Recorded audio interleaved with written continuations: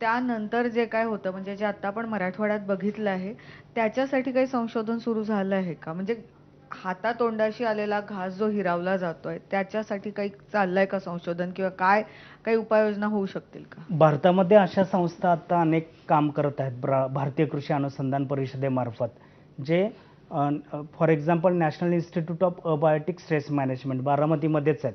पिकामधील biotic आणि abiotic stress जेव्हा येतो तेव्हा अतिवृष्टी झाल्यानंतर कोणती व्हरायटी चांगलं तग धरू शकेल अशा व्हरायटींचं निर्माण ह्या संस्थांमधून होतं आहे.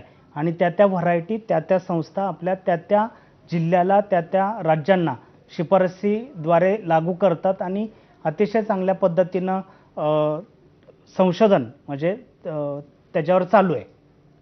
हे जे AI तंत्रज्ञान आहे, तर हे आत्ता तुम्ही काही मोजक्या म्हणजे त्याला काय म्हणूया की प्रायोगिक तत्वावर तुम्ही आता करताय. हे आणखी समजा किती आपल्याकडे 10 लाख हेक्टर तरी असेल ऊसाचं? 14 लाख. 14 लाख आहे. तर मग त्या सगळ्या शेतकऱ्यांपर्यंत हे कसं पोहोचणार? फक्त कारखान्यांसोबतच टायअप केलं जाणार का? आणि आत्ता समजा कुणाची तरी शेती माझी मादळमोही तालुका गेवराईमध्ये आहे, 2च एकर माझं समजा ऊस आहे. तर मला हे भारी वाटतंय काहीतरी बघायला तरी. मी काय करू? हां, 2 एकर क्षेत्र असेल तरी आम्ही त्यांचं रजिस्ट्रेशन करत आहे.